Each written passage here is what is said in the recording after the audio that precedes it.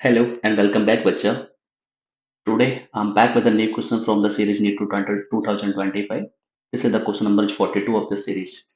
Let's say this question is saying two gases A and B are filled at the same pressure in the separate cylinders with the movable pistons of radius RA and RB. ठीक है, respectively on supplying an equal amount of heat to both the systems reversibly under the constant pressure. हमने उसको कोई pressure change नहीं करा है. The piston of gas A and B are displaced by 16 centimeter and 9 centimeter respectively.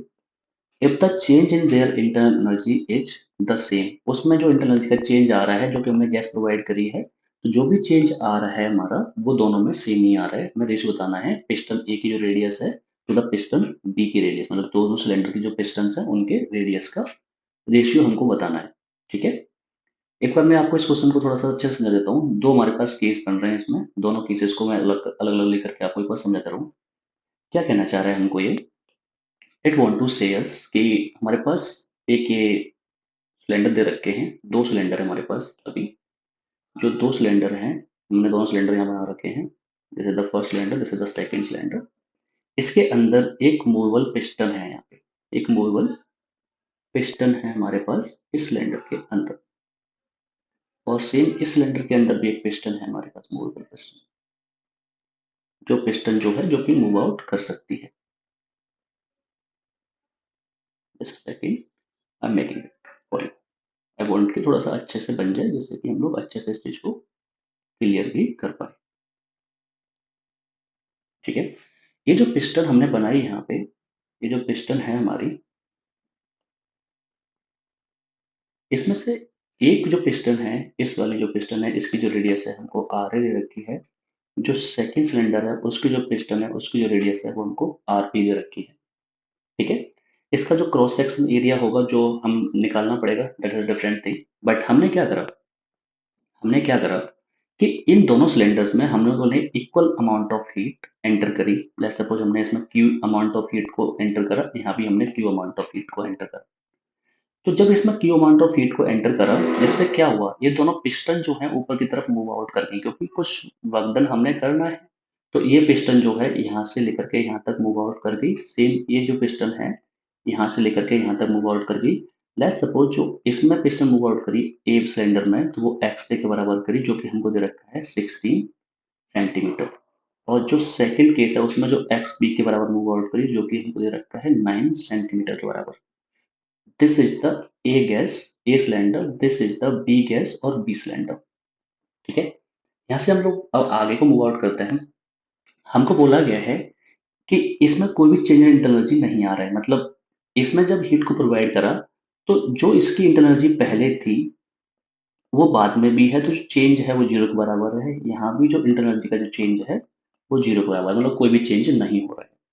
We know by the first law of thermodynamics. हमको first law of thermodynamics क्या कहता है, this is the first law of thermodynamics. क्या कहता है हमको, it says अस कि अगर मैं किसी बॉडी को हीट प्रोवाइड कर रहा हूँ तो वो या तो उसकी एनर्जी चेंज करेगा और वो वर्क डन की वजह से हो रहा होगा काम. ठीक है, हमने क्या करा है, equal number of heat, equal amount of heat provide करी है, इंटरनल में कोई चेंज नहीं हो रहा है. इट मीन्स दोनों जो गैसेस पे जो वर्क डन होगा, वर्क डन भी दोनों गैसेस पे बराबर ही होगा. हमको क्या गिवन है, हमको गिवन है डेल्टा यू, एक का जो चेंज हो रहा है हमारा, that is equal to delta U B. मतलब जो चेंज है वो इक्वल है बच्चा. The equal amount of heat provided under control the piston, the energy is the same.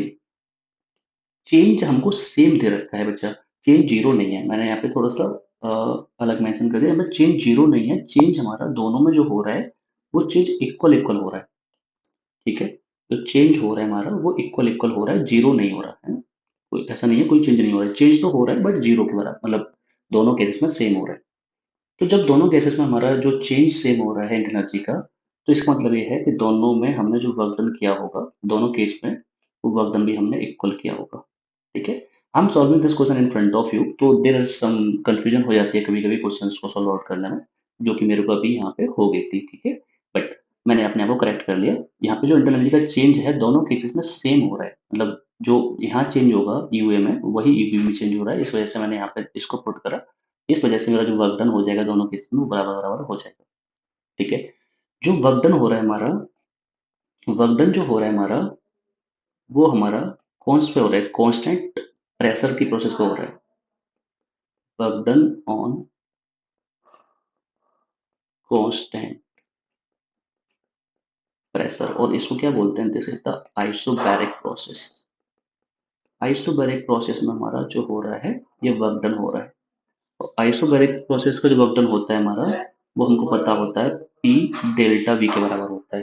P into delta we के बराबर होता है। Delta we is the change in volume. ठीक है, अगर मैं दोनों केसेस को कंबाइन करूं तो जो फर्स्ट केस है उसका प्रेशर इंटू में फर्स्ट केस का जो चेंज इन वॉल्यूम होगा वो, it is equal to second case का प्रेशर इंटू उसका जो चेंज इन वॉल्यूम होगा वो। ठीक है, यहाँ से प्रेशर कट जाएगा हमारा, इस प्रेशर से प्रेशर कट गया।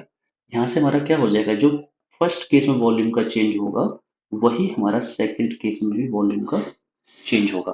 ठीक है, वॉल्यूम का चेंज मैं कैसे फाइंड आउट कर सकता हूँ, जो फाइनल वॉल्यूम है वो उसमें से मैं इस वॉल्यूम को माइनस माइनस कर दूंगा तो मुझे क्या मिल जाएगा, ये वाला वॉल्यूम मुझे मिल जाएगा। सेम यहाँ भी जो फाइनल वॉल्यूम है इसमें से इस को माइनस कर दूंगा तो मुझे ये वाला वॉल्यूम मिल जाएगा। बट मैं ये ना करके मैं ये जो पार्ट है जो बढ़ गया है इसी के वॉल्यूम निकालू डायरेक्ट। कैसे निकाल सकता हूँ मैं, मुझे इसका रेडियस पता है, इसका एरिया मुझे पता है, इसकी हाइट मुझे पता है, तो वॉल्यूम मैं फाइंड आउट कर सकता हूँ डायरेक्टली। मैं वही कर लेता हूँ, मैं इनिशियल माइनस के फाइनल नहीं करने जा रहा। ठीक है, तो अभी जो वॉल्यूम डायरेक्ट मैं निकाल सकता हूँ, जो चेंज है वो फाइंड आउट कर लूंगा मैं। तो जो फर्स्ट केस है उस केस में क्या हो जाएगा, pi R A square, pi R A square into what, into the height in the first case H A, this is equal to pi R B square into में height of B. जब मैं इसको आगे solve out करूंगा तो मेरा पाई से pi cut जाएगा। यहाँ से जब आप देखोगे तो जो आर ए स्क्वायर है वो हमारा आर बी स्क्वायर के बराबर आ जाएगा। यहाँ से मैं आगे सॉल्व आउट करेंगे तो जो हमारा है R A upon R B का जो होल स्क्वायर है वो हमारा H B upon H A, और जो कि हमें दे रखा है X B upon X A के बराबर का। जब मैं इसको सॉल्व आउट करूंगा तो एक्स बी जो है हमारा वो हमको दे रखा है, इसको देखेंगे तो एक्स बी अपॉन एक्स हो जाएगा। एक्स बी की वैल्यू देखोगे आप तो हमारी 16 दे रखी है हमको। एक्स ए की वैल्यू 16 है, सॉरी, एक्स ए की वैल्यू हमको दे रखी है 16। रिवर्ट में ही चला जाएगा ना, ये आर ए यहाँ पे आ जाएगा तो आर बी यहाँ जाने के एच पी बटा एक्स बी, तो हमारा हो जाएगा 9/16। ये R A upon R B का होल स्क्वायर है तो इसको रूट कर दोगे तो यहाँ से हमारा जो है आंसर बन जाएगा 3/4। और ये किसका आंसर आ रहा है, ये हमारा R A upon R B का आंसर आ रहा है। जो रेडियस है हमारी पिस्टन की उनका जो रेशियो आ रहा है वो हमारा 3/4 के बराबर आ रहा है। अगर मैं अपने क्वेश्चन के ऑप्शन में चाहूँ तो option D is correctly matching with my answer. So D is the correct answer for this question. I hope you got the entire concept and this calculation. अगर आपको ये इंटायर वीडियो अच्छी लगी है, कॉन्सेप्ट अच्छा लगा है, समझ में आ गया है, तो आपको पता है आपको इस वीडियो को लाइक करना है, अपने दोस्तों के साथ शेयर करना है और इस चैनल को करना है सब्सक्राइब। ठीक है, thank you so very much.